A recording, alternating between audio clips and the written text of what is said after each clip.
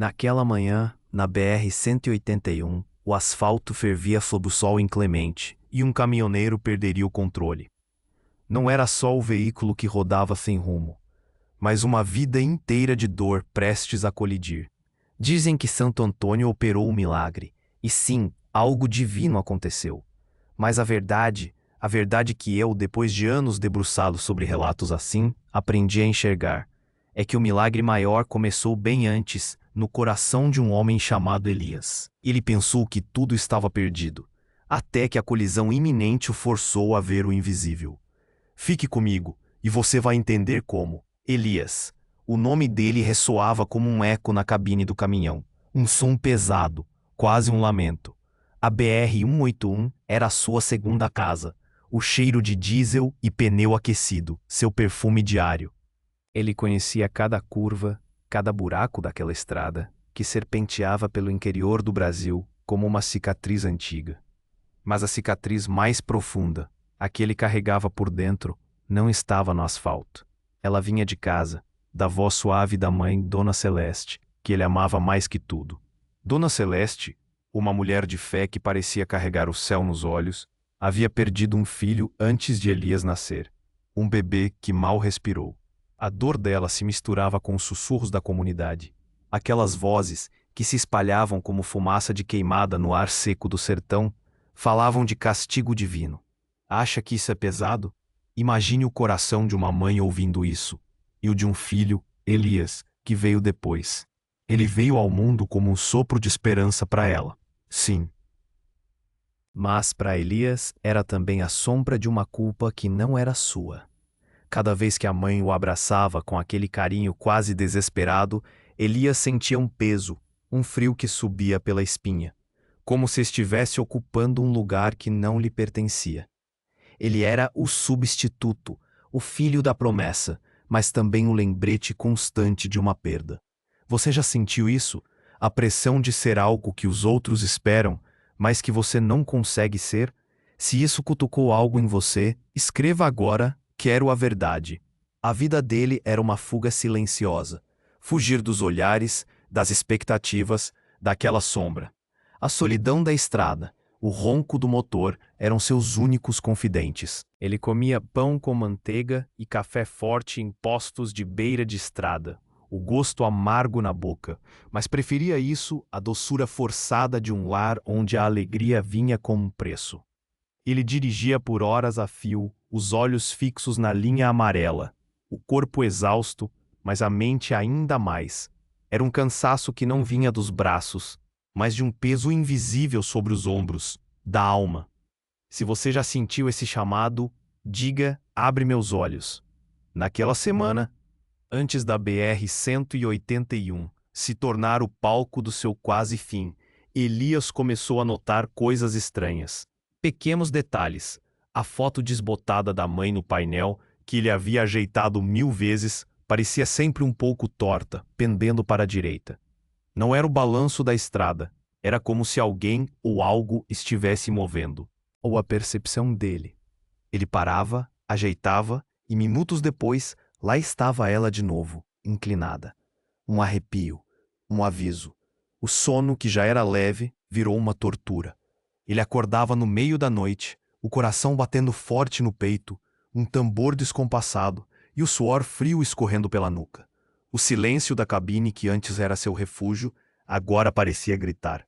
Um zumbido sutil começou a acompanhar seu dia, como o chiado de uma rádio fora de sintonia, bem no fundo da cabeça. Ele tentava ignorar, beber mais café, abrir a janela para o vento forte lavar a mente, mas não adiantava.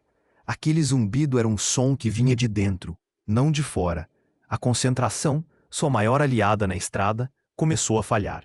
Uma vez, quase errou a entrada de um posto, o caminhão guinando bruscamente. Outra, sentiu uma vertigem súbita, o mundo girando por um instante, o asfalto subindo para encontrá-lo.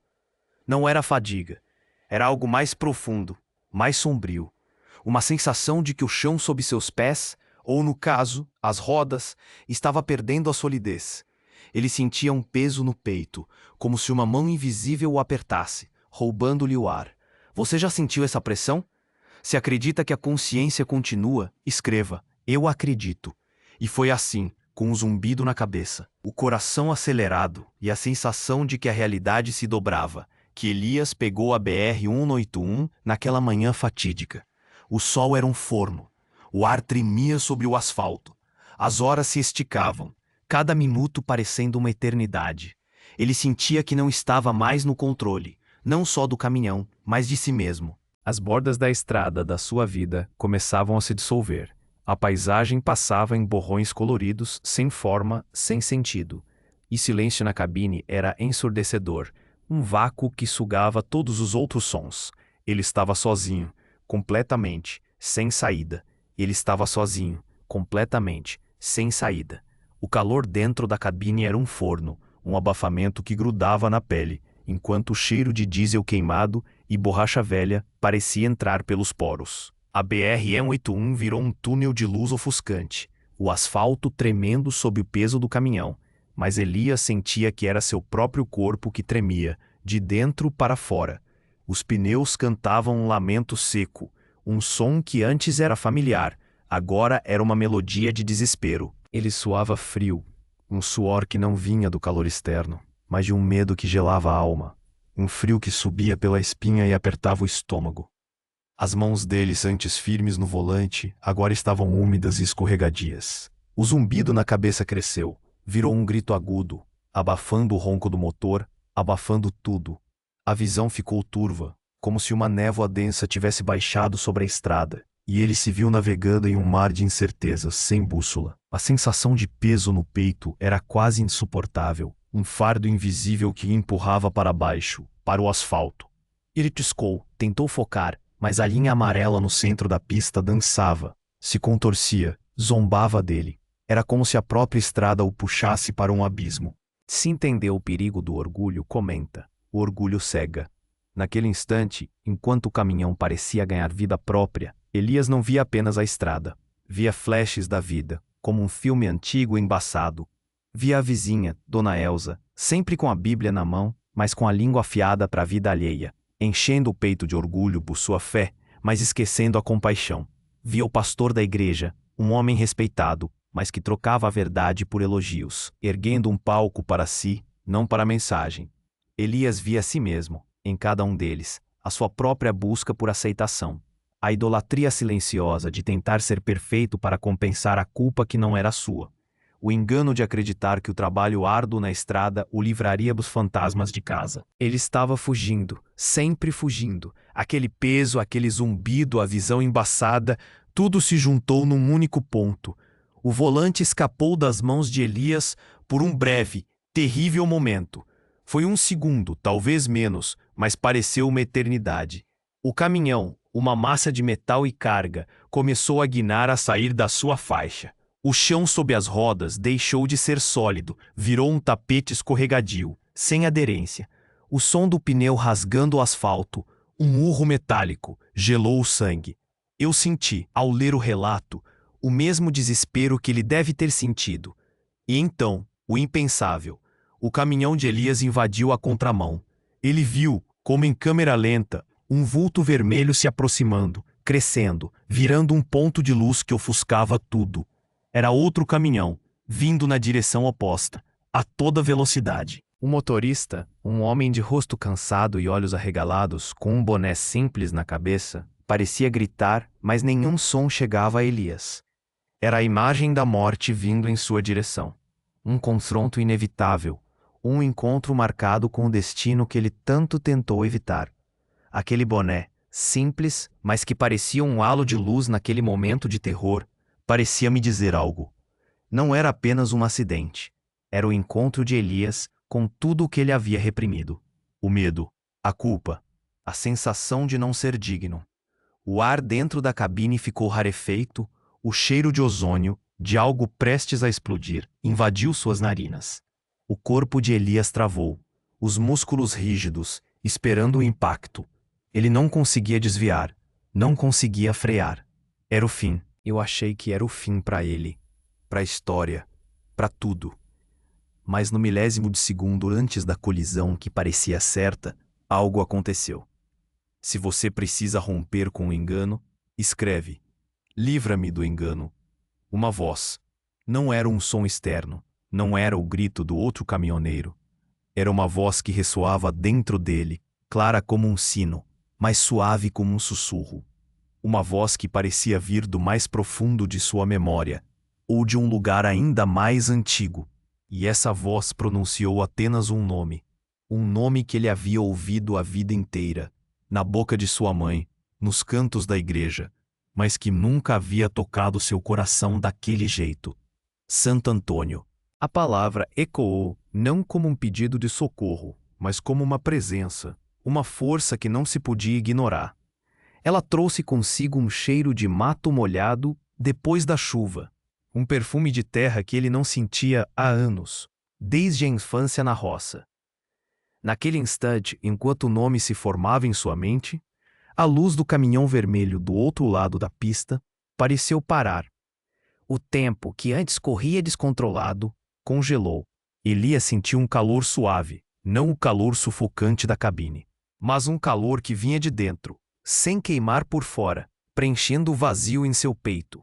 E com esse calor, uma clareza, não uma visão externa, mas uma revelação interna. Ele percebeu que não era o caminhão que estava perdendo o controle. Não era a estrada que o puxava para o abismo. Era ele. Ele quem havia perdido o controle da própria vida. Ele quem estava se jogando no abismo da culpa e da solidão. O milagre não seria evitar o choque, mas enxergar a si mesmo no meio da catástrofe. Se esta parte te alcançou, dá um like agora para que eu continue. O milagre não seria evitar o choque, mas enxergar a si mesmo no meio da catástrofe. Naquele clarão que não era de luz, mas de entendimento, eu vi Elias se render. Não foi uma decisão pensada, mas um colapso, uma entrega completa. O peso que ele carregava desde a infância, a culpa do filho que veio para preencher um vazio, tudo desabou. A imagem do outro caminhão, aquele vulto vermelho, não era mais uma ameaça de morte, mas um espelho. Um espelho que mostrava a ele a sua própria estrada, desgovernada, invadindo a contramão da vida, buscando um choque para acabar com a dor. A voz, o nome de Santo Antônio, não havia trazido uma solução mágica, mas a coragem para olhar para dentro, para ver a verdade. E a verdade, ela doeu. Doeu como um osso que se realinha depois de anos torto. Ele era o orgulhoso, o enganado, o idólatra de uma perfeição que nunca viria. Ele era o filho que tentava, a cada quilômetro, provar que era digno de estar ali, de ter nascido. A clareza veio cortante. Ele não era um substituto. Ele era Elias. E isso, por si só, bastava. Se você está comigo até aqui, diga: a verdade liberta. Naquele milésimo de segundo que se esticou para a eternidade, Elias sentiu o volante tremer em suas mãos. Não mais desgovernado, mas vibrando com uma nova energia. Uma sensação de controle que não vinha da força, mas da rendição. O cheiro de mato molhado se intensificou, misturando-se com o diesel. Um contraste que parecia lavar a cabine, lavar a alma. O zumbido na cabeça não sumiu, mas mudou. Virou um murmúrio distante, uma lembrança do que havia sido, não uma tortura presente. E o outro caminhão, aquele vulto vermelho? No exato instante em que Elias se entregou, em que a verdade o libertou, o outro veículo inexplicavelmente desviou. Não uma guinada brusca, mas um movimento suave, quase calculado, como se o motorista tivesse previsto o desespero de Elias e no último segundo tivesse encontrado um espaço que não existia antes. Não houve colisão. Não houve o estrondo metálico que ele esperava. Apenas o som do vento cortando a lataria, e um silêncio que pela primeira vez em anos não era vazio, mas cheio. Cheio de um tipo de paz. Elias sentiu o corpo pesado, exausto, como se tivesse travado uma batalha épica e finalmente a vencido. As luzes miúdas do painel do caminhão voltaram a ter foco. A estrada à sua frente, antes um borrão, agora nítida. Mas a consciência, essa pesava. Pesava com o peso de tudo o que ele havia compreendido, de tudo o que ele havia se recusado a ver. O milagre de Santo Antônio não o salvou do acidente. O milagre o salvou de si mesmo. Ele não se sentia mais invisível, mais visto. E esse olhar, que vinha de dentro, era mais poderoso que qualquer luz de farol. Ele parou o caminhão no acostamento. O motor, antes uma sinfonia de fuga, agora era um silêncio respeitoso. O calor da BR-181 ainda queimava, mas não era o mesmo.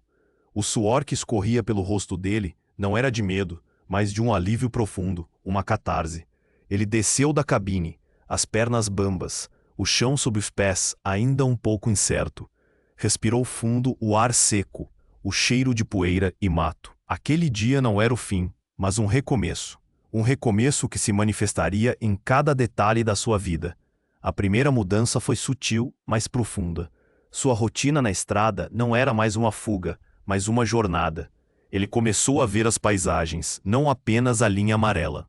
As paradas em postos de beira de estrada, antes momentos de solidão silenciosa, viraram oportunidades de olhar nos olhos das pessoas, de ouvir suas histórias, de partilhar. O pão com manteiga e café forte agora tinha outro sabor, não amargo, mas de sustento, de presença.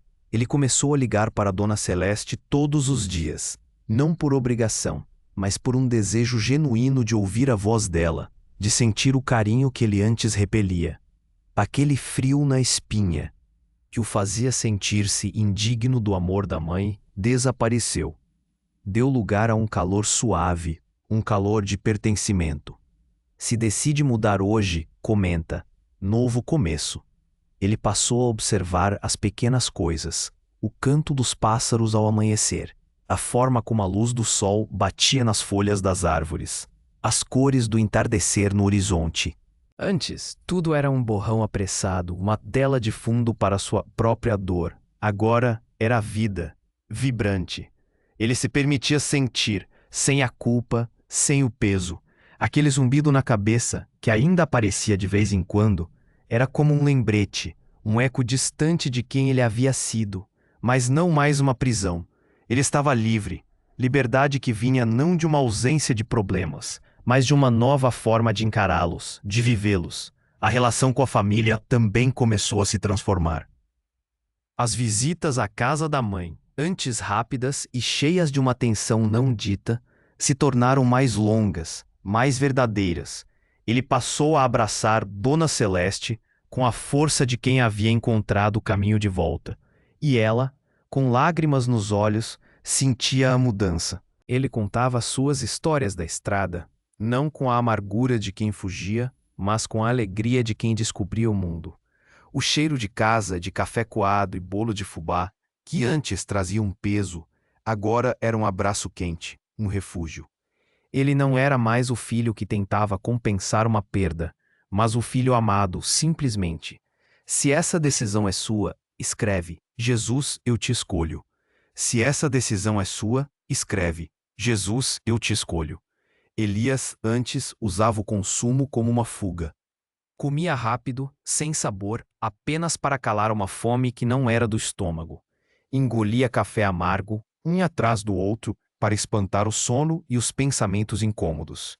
Não era sobre nutrir o corpo, era sobre anestesiar a alma. Agora, cada refeição virou um pequeno ritual.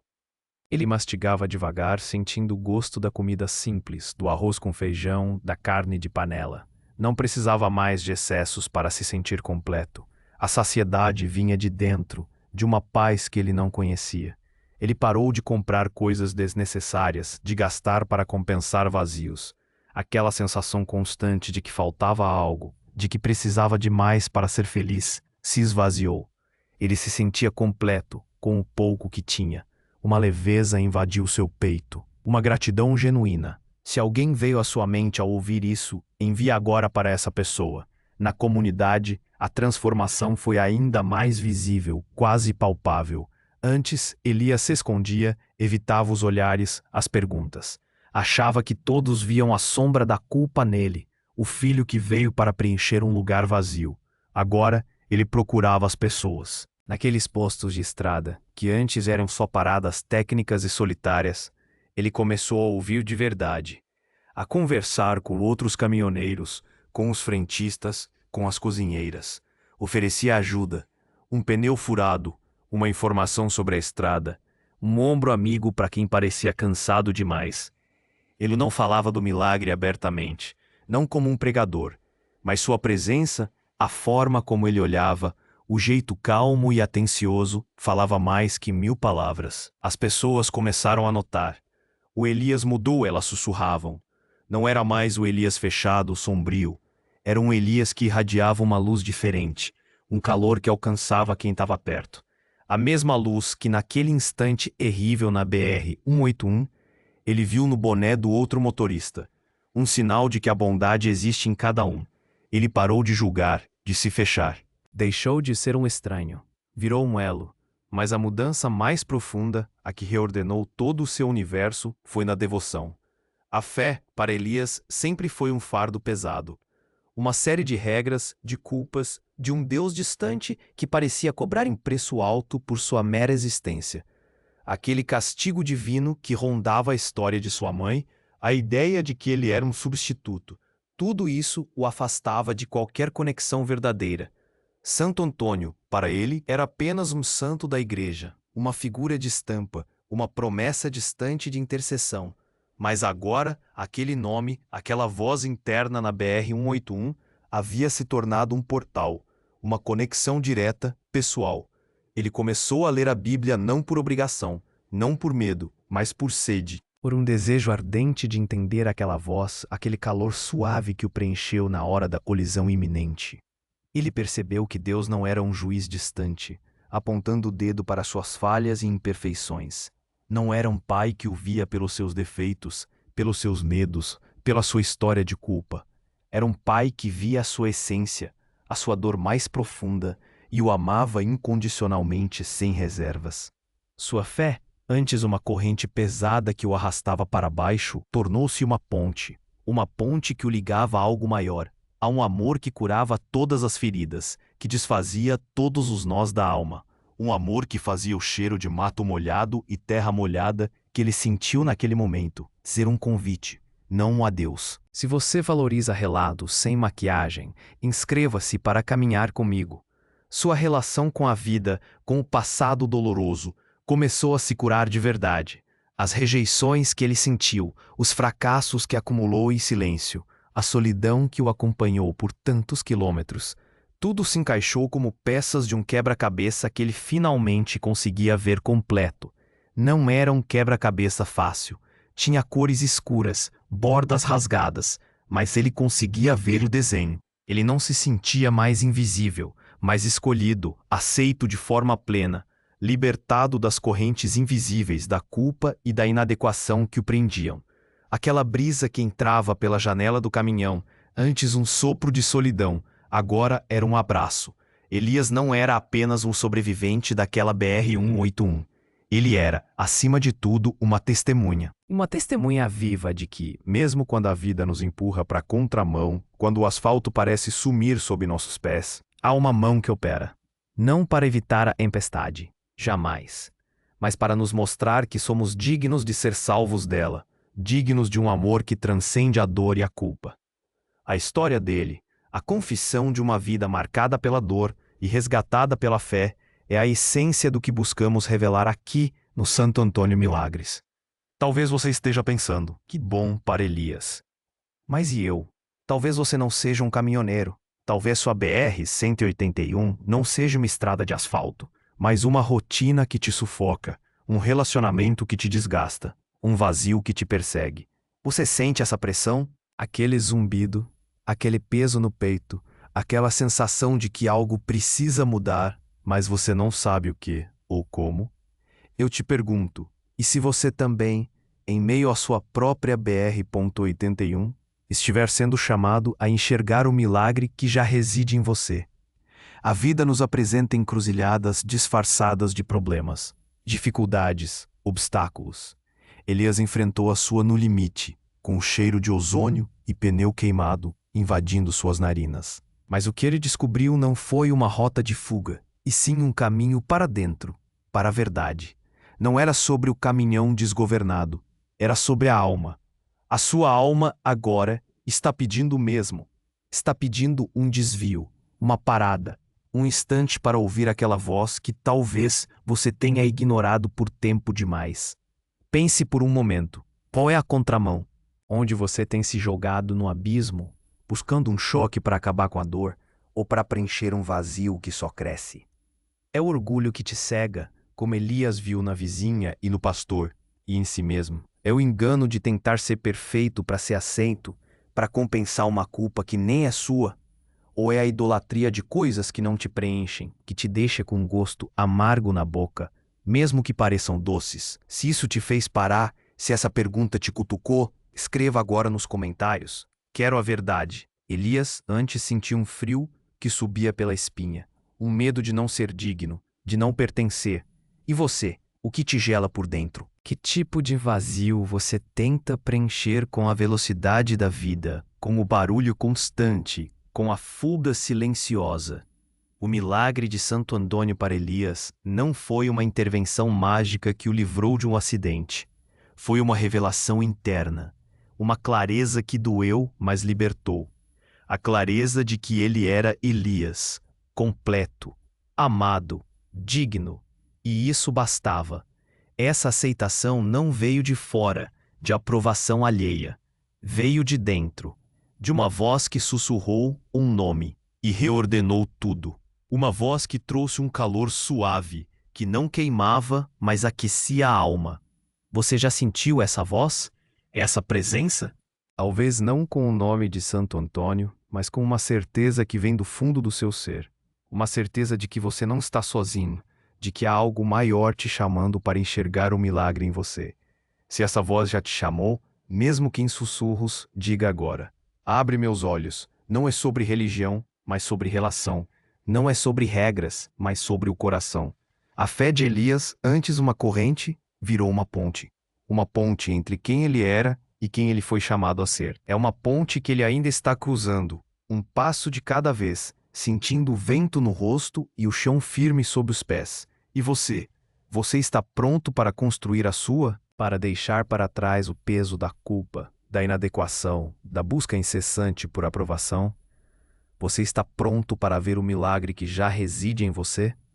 Se você está pronto para construir a sua ponte, para atravessar para um novo lado, então repita comigo, não em voz alta, mas no silêncio do seu coração, com a verdade que só você conhece. Eu aceito a verdade. Eu renuncio à culpa. Eu me abro para o milagre que já sou. É uma declaração simples, mas que carrega o peso de uma decisão que pode mudar tudo, assim como mudou a vida de Elias. É o momento de deixar o velho para trás, de sentir o cheiro de uma nova terra. E amanhã de manhã, quando o sol nascer, não será apenas mais um dia. Será o começo de algo novo. Primeiro, leia um trecho da Bíblia, um salmo, uma oração que te toque, buscando a voz que Elias ouviu. Segundo, tome uma atitude, por menor que seja, para perdoar a si mesmo ou a alguém que te feriu, deixando para trás o peso do rancor. Terceiro, renuncie a um hábito que te aprisiona, que te afasta da sua essência, seja a fofoca, o julgamento ou a busca incessante por aprovação.